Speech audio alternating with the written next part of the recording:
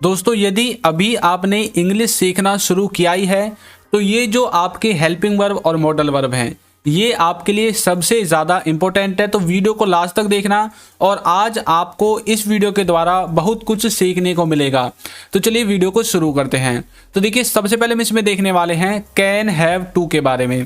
Can have to का मतलब होता है करना पड़ सकता है, यानी कि किसी सब्जेक्ट को कोई कार्य करना पड़ सकता है, ये मतलब होगा कैन हैव टू का। अब देखिए इसका स्ट्रक्चर क्या है। स्ट्रक्चर में सबसे पहले सब्जेक्ट लिखना है, उसके बाद आपको लिखना है कैन हैव टू को, और उसके बाद वर्ब की फर्स्ट फॉर्म आ जाएगी और उसके बाद आपका जो ऑब्जेक्ट है वो ऑब्जेक्ट आपका आ जाएगा। अब देखिए पहला एग्जांपल क्या है, जैसे कि उसे जाना पड़ सकता है, तो कैसे बोलोगे he can have to go. अब कुछ बच्चे बोलेंगे सर मे लगा सकते हैं, तो देखिए बिल्कुल आप इसके स्थान पर मे लगा सकते हैं। आप इसे ऐसे भी बोल सकते हैं ही मे हैव टू गो, इस तरह से भी आप बोल सकते हैं, कोई आपके लिए पाबंदी नहीं है।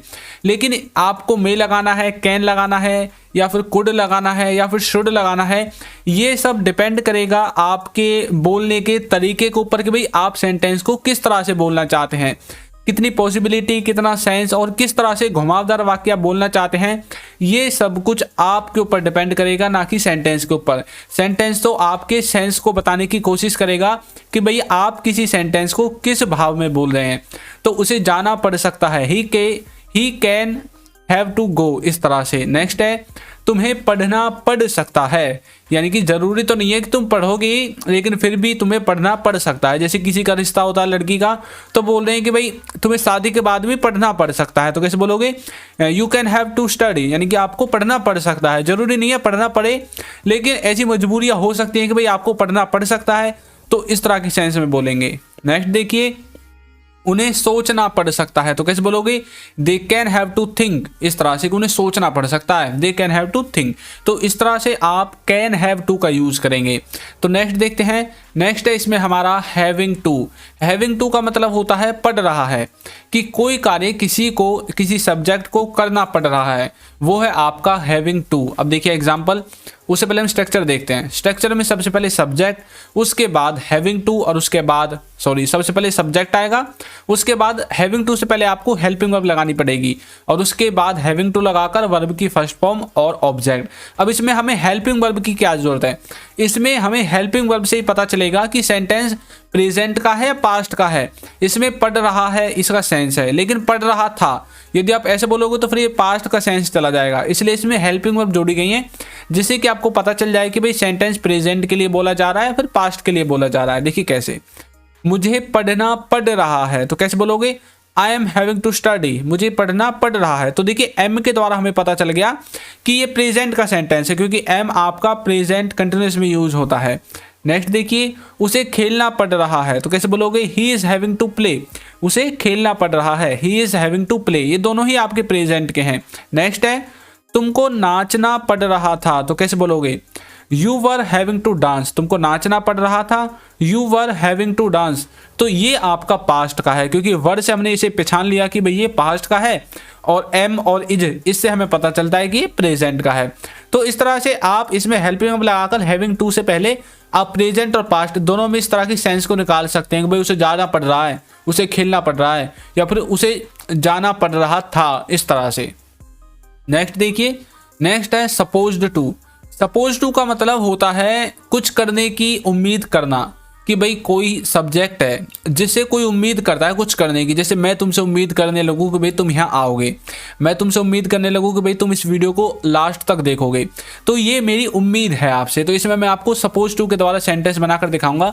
उससे पहले इसका स्ट्रक्चर देखते हैं। स्ट्रक्चर में सबसे पहले सब्जेक्ट है, उसके बाद सपोज्ड टू लिखना है, उसके बाद वर्ब की फर्स्ट फॉर्म और ऑब्जेक्ट आ जाएगा। देखिए कैसे, उन्हें हमारी मदद करनी चाहिए। अब मतलब हम ये सपोज कर रहे हैं, सपोज का मतलब है अपने आप में काल्पनिक बात बोल रहे हैं अपनी तरफ से कि भाई उन्हें हमारी मदद करनी चाहिए, तो हम उनके लिए सपोज कर रहे हैं बात को। आपने मैथ में सुना होगा सपोज 2 = 3, इस तरह से। तो इसी तरह से हम सपोज कर रहे हैं कि they are suppose to help us, यानी कि उन्हें हमारी मदद करनी चाहिए, इस तरह से। नेक्स्ट है तुम्हें वहां जाना चाहिए, तो कैसे बोलोगे you are suppose to go there, यानी कि हम तुमसे उम्मीद कर रहे हैं कि भाई तुम्हें वहां जाना चाहिए। अब यहाँ पर चाहिए वाला सेंस है, तो कुछ बच्चे बोल रहे हैं सर शुड लग सकता है, तो शुड भी लग सकता है। हम फिर बोलेंगे यू शुड गो देयर, यानी कि तुम्हें वहां जाना चाहिए, इस तरह से। फिर हम उसको राय देंगे, ना कि उससे उम्मीद करेंगे। यदि आपको उम्मीद करनी है तो सपोज्ड टू, और यदि आपको राय देनी है उसके, भाई you are suppose to go there, मतलब तुमको वहां जाना चाहिए, हम आपसे ऐसी उम्मीद कर रहे हैं। हम बोलेंगे यू शुड गो देयर, तो मतलब हम आपको राय दे रहे हैं कि भाई तुम्हें वहां भी जाना चाहिए। तो इस तरह से आप इसे समझोगे। नेक्स्ट है हमें अब पढ़ना चाहिए, तो कैसे बोलोगे? We are suppose to study now, कि हमें अब पढ़ना चाहिए, ऐसा कोई हमसे सपोज कर रहा है। तो इस तरह से आपको सपोज्ड टू का यूज करना है जब हम किसी से किसी कार्य को करने की उम्मीद करते हैं। तो चलिए नेक्स्ट देखते हैं। नेक्स्ट, यदि अभी तक आपने हमारी बुक को, सॉरी ये ई बुक है आपकी, यदि आपको ये परचेज करनी है तो लिंक आपको डिस्क्रिप्शन में मिल जाएगा, और ये आपको पीडीएफ के फॉर्मेट में मिलेंगी। कुछ बच्चे सोचते हैं कि हमारे फिजिकल एड्रेस पर आएंगी, एड्रेस पर नहीं आएंगे आपको, वैसे ही जो है पीडीएफ के रूप में, या फिर आप व्हाट्सएप पर ले सकते हैं। जैसे ही आप इसको बाय करोगे तो आपके पास तुरंत डाउनलोड का ऑप्शन आएगा, या फिर आपके जो ईमेल है उस पर भी पहुंच जाएगा। और जब आप डाउनलोड कर लोगे तो उसके बाद आपको मेरा व्हाट्सएप नंबर भी वहां पर दिखाई देगा, और यदि आपको कोई क्वेरी है तो आप मुझे व्हाट्सएप भी कर सकते हैं। नेक्स्ट देखिए, नेक्स्ट है हैड बीन। हैड बीन का मतलब होता है किया जा चुका था या फिर हो चुका था। ये दोनों ही हैड बीन के मतलब हैं। किसी के द्वारा कोई कार्य किया जा चुका था या फिर कोई कार्य किसी के द्वारा हो चुका था। इसको हम पैसिव में यूज कर सकते हैं। देखिए कैसे, इसमें देखिए सबसे पहले ऑब्जेक्ट आएगा, उसके बाद हैड बीन, और उसके बाद B3। ये जो स्ट्रक्चर है आपका पैसिव का है, इसमें सब्जेक्ट नहीं होता है। यदि होगा तो वो सबसे लास्ट में आपको बाय लगाकर लिख देना है। अब देखिए कैसे बनेगा ऑब्जेक्ट। ऑब्जेक्ट सबसे पहले कैसे आएगा? काम को किया नहीं गया था। अब यहाँ पर देखिए काम के बारे में जिक्र है, किसने नहीं किया था ये जिक्र नहीं है। तो ये जो काम है यहाँ ऑब्जेक्ट है, काम को करने वाला जो डूअर यानी कि सब्जेक्ट है वो तो गायब है यहाँ से। कैसे बोलोगे? The work had not been done, काम को नहीं किया गया था। इस तरह से मुझे घर भेजा गया था, तो I had been sent home, मुझे घर भेजा गया था। तो इस तरह से आप हैड बीन का यूज करेंगे कि किसी के द्वारा कोई कार्य हो चुका था, नहीं हो चुका था, किया गया था, नहीं किया गया था, लेकिन वो पैसिव में होना चाहिए, तब आपको हैड बीन लगाना है। उसके बाद वर्ब की थर्ड फॉर्म लगानी है। तो नेक्स्ट देखते हैं। नेक्स्ट इसमें हमारा एबल टू। एबल टू का मतलब होता है लायक है, यानी कि कोई किसी कार्य को करने के लायक है, या फिर आप बोल सकते हैं कोई किसी कार्य को करने के योग्य है। तो कैसे बोलोगे? सबसे पहले सब्जेक्ट लिखोगे, उसके बाद हेल्पिंग वर्ब लगाओगे। हेल्पिंग वर्ब इसमें आपकी सेम उसकी तरह आएंगी जो एबल टू है, यानी कि इसमें आप प्रेजेंट की भी लगा सकते हो, पास्ट की भी लगा सकते हो। तो सबसे पहले सब्जेक्ट, उसके बाद हेल्पिंग वर्ब, उसके बाद एबल टू, उसके बाद वर्ब की फर्स्ट फॉर्म, उसके बाद ऑब्जेक्ट। ये आपका स्ट्रक्चर होगा। अब देखिए पहला एग्जाम्पल, वह यह करने के लायक था। तो कैसे बोलोगे? He was able to do this, यानी कि उसके अंदर इस कार्य को करने की एबिलिटी थी, मगर उसने किया नहीं किया ये हमें नहीं पता, लेकिन हमारे हिसाब से he is able to do this, वह यह करने के लायक था। इस तरह से नेक्स्ट है तुम वहां नहीं जा सकते, you are not able to go there. अब यहाँ पर नहीं जा सकते, सकते से आप कुछ बच्चे सोचेंगे कैन क्यों नहीं लगाया। तो देखिए यहाँ हम उसकी एबिलिटी को बता रहे हैं कि भाई तुम वहां नहीं जा सकते। क्यों? क्योंकि तुम्हारे तो पाँव में चोट लगी हुई है, मतलब तुम योग्य नहीं हो वहां जाने के, तुम वहां जाने के लायक नहीं हो। तो इस तरह से आप बोलोगे you are not able to go there. Next है आप वह नहीं कर पाओगे, तो मतलब अब हम उसे इसकी समर्थता के बारे में बोल रहे हैं, भाई आप नहीं कर पाओगे। तो you are not able to do that, आप वह नहीं कर सकते, ऐसे भी बोल सकते हैं। नहीं कर पाओगे ऐसे भी बोल सकते हैं। आप इसमें ऐसे भी बोल सकते हैं यू कांट डू दैट, तुम वह नहीं कर सकते। कांट का भी यूज कर सकते हैं, आप कैन नॉट का भी कर सकते हैं, और एबल टू का भी कर सकते हैं। लेकिन एबल आपके जो होता है वो लायक या समर्थता को बताने के लिए ज़्यादा यूज करते हैं लोग। नेक्स्ट देखिए, नेक्स्ट है इसमें हमारा डिड। डिड का मतलब होता है किसी ने कुछ नहीं किया, यानी कि सीधा सीधा यदि मैं बोलूं तो डिड का यूज होगा पास्ट के इंडेफिनेट के नेगेटिव बनाने में, और इंटरोगेटिव बनाने में, और इंटरोगेटिव नेगेटिव, इन तीन तरह के सेंटेंसेस को जो आपके पास्ट के इंडेफिनेट के होते हैं उन सेंटेंसेस को बनाने के लिए आपको डिड का यूज करना पड़ेगा। किसी ने कुछ नहीं किया इस वाले सेंस में, जैसे कि वह नहीं गया, उसने नहीं खाया, उसने नहीं पिया, उसने नहीं देखा। तो ये जो नेगेटिव है इनको भी आपको बनाने के लिए डिड का ही यूज करना है। देखिए कैसे, सबसे पहले सब्जेक्ट लगाना है स्ट्रक्चर में, और उसके बाद डिड, और उसके बाद नॉट। मैंने आपको बताया था ये आपका यूज होगा नेगेटिव और इंटरोगेटिव वाले सेंटेंसेस में। उसके बाद डू, डज और डिड, इन सब के साथ वर्ब की फर्स्ट फॉर्म हमेशा आएगी, और उसके बाद ऑब्जेक्ट आपको लिखना है। अब देखिए कैसे, वह नहीं गया, मैंने भी बताया था नेगेटिव होगा, तो कैसे बोलोगे? ही डिड नॉट गो, वह नहीं गया। आपने नहीं देखा, यू डिड नॉट वॉच, कोई मूवी के बारे में बात होगी भी आपने नहीं देखा, यू डिड नॉट वॉच, इस तरह से पास्ट के बारे में बात करेंगे ना कि प्रेजेंट और फ्यूचर के बारे में। तो कैसे बोलोगे, क्या वे नहीं गए, तो कैसे बोलोगे डिड दे नॉट गो। ये हमने यहाँ पर एक इंटरोगेटिव का ले लिया जिससे कि आपको और अच्छे से समझ में आ जाए। तो इसका नेगेटिव और इंटरोगेटिव नेगेटिव दोनों में, तीनों में यूज कर सकते हैं। तो डिड का मतलब है किसी ने कुछ नहीं किया, इस वाले सेंस में।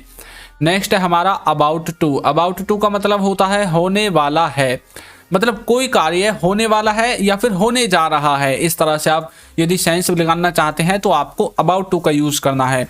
अब देखिए एग्जांपल, उससे पहले स्ट्रक्चर में सबसे पहले सब्जेक्ट है, फिर इसमें आप इजमार, यदि प्रेजेंट के लिए है तो इजमार लगाएंगे, और यदि पास्ट के लिए है तो वाज वर्ब का यूज करेंगे। उसके बाद अबाउट टू और वर्ब की फर्स्ट फॉर्म के बाद ऑब्जेक्ट आपका आ जाएगा। तो इस तरह से आप बोलोगे। अब देखिए कैसे, वह आने वाला है, तो मतलब आपके घर वाले पूछ रहे हैं भाई कितना टाइम लगेगा उसे, तो आप बोलोगे he is about to come, वह बस आने वाला है, इस तरह से बोलोगे। नेक्स्ट है तुम सोने वाले थे, अभी आपने किसी को कोई काम दे दिया और शाम हो रही है, अब वो बोला नहीं मैं नहीं करूँगा, मुझे तो नींद आ रही है, तो आप कैसे बोलोगे you were about to sleep, यानी कि तुम तो सोने वाले थे, इस तरह से बोलोगे। नेक्स्ट है हम देखने वाले हैं, यानी कि we are about to watch, यानी कि बस हम देखने ही वाले हैं, अब बस चालू ही होने वाली है। तो इस तरह से जो कार्य होने वाला है उस वाले सेंस में आपको यूज करना है अबाउट टू का। तो नेक्स्ट देखते हैं। नेक्स्ट है इसमें हमारा हैड टू। हैड टू का मतलब है करना पड़ा या फिर करना पड़ता था। आपको कोई कार्य करना पड़ा पास्ट में, या फिर कोई कार्य रेगुलरिटी में करना पड़ता था, उस वाले सेंस में आपको हैड टू का यूज करना है। देखिए कैसे, सबसे पहले सब्जेक्ट, उसके बाद हैड टू, उसके बाद वर्ब की फर्स्ट फॉर्म के बाद ऑब्जेक्ट। एग्जाम्पल देखिए, एग्जाम्पल से अच्छे समझ में आता है। मुझे जाना पड़ा, तो कैसे बोलोगे आई हैड टू गो, मुझे जाना पड़ा, मुझे खाना पड़ा, आई हैड टू ईट, मुझे सोना पड़ा, आई हैड टू स्लीप, उसे देखना पड़ा, ही हैड टू वॉच, या फिर जो आप बोलना चाहते हैं सी सा जो भी आपको लगाना है उसको आप लगा सकते हैं। अब उसे नहाना पड़ा, तो कैसे बोलोगे ही हैड टू बाथ। तो इस तरह से किसी को कुछ करना पड़ा, उस वाले सेंस में आपको यूज करना है हैड टू के बाद वर्ब की फर्स्ट फॉर्म का। और यदि उसे खेलना पड़ता था तो ही हैड टू प्ले, इसे भी आप इस तरह से यूज करोगे। और इनमें डिफरेंस आप कैसे पता लगाओगे कि भाई मुझे पढ़ता था वाला सेंस है या फिर पढ़ा था, तो इसमें आपको जो है सेंस तब पता चलेगा जब आप कन्वर्सेशन करोगे। जैसे जैसे आप कन्वर्सेशन करोगे वैसे वैसे आप समझ जाओगे कि बोलना क्या चाहता है। जो भी आपकी नेटिव लैंग्वेज है उसमें आप समझ जाते हो ना, वो अगर आधा वाक्य भी बोले तब भी आप समझ जाओगे कि बोलना क्या चाहता है। क्यों समझ जाओगे, क्योंकि आपको उसकी प्रैक्टिस है, आपको पता है कि अब इसके बाद ये क्या बोलेगा। इसी तरह से आप जब इंग्लिश को बोलना स्टार्ट करोगे तो तब आपको पता चल जाएगा कि भाई अभी ये किस भाव में बोल रहा है, मतलब कौन से सेंस के लिए बोल रहा है। तो इस तरह से आपको हैड टू का यूज करना है। नेक्स्ट देखिए हमारा क्या है, नेक्स्ट बेस में हमारा हैड। अब तक हमने हैड टू को पढ़ा, हम हैड को पढ़ेंगे, सिंपल हैड। तो हैड तो आपको पता है कहाँ यूज होता है, हैड का यूज होता है पास्ट के परफेक्ट में, जैसे कि चुका था, गया था, ली थी, दी थी, इस वाले सेंस में। देखिए कैसे, सबसे पहले आपको लगाना है सब्जेक्ट, उसके बाद हैड, उसके बाद वर्ब की थर्ड फॉर्म और उसके बाद ऑब्जेक्ट। वह आ चुका था, तो कैसे बोलोगे ही हैड कम, मतलब किसी कार्य को होने से पहले कोई कार्य पहले ही हो चुका था, उस वाले सेंस में आपको यूज करना है। वह आ चुका था, ही हैड कम। आप इसमें ऐसे भी बोल सकते हैं वह आ गया था, आ चुका था, आ गया था, कुछ भी बोल लो सेंस वही निकलेगा। सिर्फ आपको पता होना चाहिए कि हम इसका यूज कहाँ पर करेंगे। नेक्स्ट है मैं जा चुका था या फिर मैं चला गया था, दोनों ही एक ही बात है। कैसे बोलोगे आई हैड गॉन, इस तरह से उसने खा लिया था या फिर वह खा चुका था, तो कैसे बोलोगे शी हैड ईटन। यदि लड़की है तो शी और लड़का है तो ही, इस तरह से आपको यूज करना है। तो हैड आपके समझ में आ गया। अब देखिए नेक्स्ट देखते हैं, इसमें नेक्स्ट है हमारा हैज़ और हैव। इन दोनों का यूज कैसे करेंगे, इनको यूज होता है आपका प्रेजेंट के परफेक्ट में, लेकिन होगा कैसे। तो देखिए सबसे पहले सब्जेक्ट आएगा, उसके बाद हैज और हैव, इन दोनों में से कोई एक आ जाएगा। यदि थर्ड पर्सन सिंगुलर है तो हैज, और बाकी सब के साथ आपको हैव का यूज करना है। इनके बाद वर्ब की थर्ड फॉर्म आती है और ऑब्जेक्ट आपका लग जाता है। देखिए कैसे इनका बनेगा, चुका है, लिया है, ली है, दी है, लिया है, दिया है। ये जितने भी हैं आपके, इन सब में आपको हैज और हैव में से किसी एक का यूज करना है। देखिए कैसे, वह गया है। अब मान लीजिए आपका दोस्त आपके पास आया था, वो चला गया, अब उसकी मम्मी आ गई, वो कहाँ गया, वो आपने बोल दिया वो तो गया, यानी कि वो तो गया, या फिर वो जा चुका। तो जा चुका है, गया है, इन सब में आपको यूज करना है ही हैज गॉन का। नेक्स्ट है उसने किताब खरीदी है, मतलब कोई कार्य किसी ने ख़त्म कर दिया है। अब देखिए यहाँ पर खरीदी है, दी है, खरीदी है, ली है, लिया है, दिया है, चुका है, इन सब में आपको हैज़ और हैव में से किसी एक का यूज़ करना है। He has bot a book, उसने किताब खरीदी है। उसने पैसे दे दिए हैं, ही हैज़ गिवन मनी, उसने पैसे दे दिए हैं। तो इस तरह से आप हैज़ और हैव इन दोनों का यूज़ करेंगे। नेक्स्ट है, यदि हम इन दोनों के साथ बीन लगा दें तो क्या मतलब निकलेगा? तो मतलब निकलेगा किया जा चुका है या फिर हो गया है, ये इसका मतलब निकलेगा पैसिव के लिए। देखिए कैसे निकलेगा, ऑब्जेक्ट आएगा सबसे पहले, ये आपकी पहली बात है पैसिव सेंटेंस में, सबसे पहले आएगा ऑब्जेक्ट, उसके बाद हैज़, हैव, और उसके बाद बीन, और उसके बाद वर्ब की थर्ड फॉर्म। और ये आपको पता ही है हमें हैज़ और हैव किसके साथ यूज़ करना है। हैज़ का यूज होगा थर्ड पर्सन सिंगुलर के साथ, और बाकी सब के साथ हैव का यूज़ करना है। देखिए कैसे, राम को भेजा गया है, तो Ram has been sent, Ram को भेजा गया है। अब भाई किसने भेजा ये तो नहीं पता, मतलब राम पर उसने कार्य करवा दिया, मतलब राम को भेज दिया उसने, तो राम हैज बीन सेंट। इस तरह से मुझे घर बुलाया गया है, तो I have been called home. अब बुलाया किसने है, ये तो भाई एक साधारण सी बात है, कॉमनली बात है कि भाई घर वाले बुलाएंगे, मुझे घर बुलाया गया है। ऐसा हो सकता है कि आपके बर्थडे है, सॉरी आपके दोस्त का बर्थडे है और तब आपको बुलाया गया हो, तब ऐसा हो सकता है कि आपके दोस्त के घर वाले आपको बुलाएं, उसके मम्मी पापा आपके पास कॉल करें, या फिर ऐसा भी हो सकता है कि भाई आपके बस दोस्त ने बोल दिया कि भाई आ जाना, तो I have been called home. इस तरह से, यानी कि मुझे घर बुलाया गया है, मुझे भी बुलाया गया है, तो इस तरह से आप बोल सकते हैं हैज़ और हैव का यूज।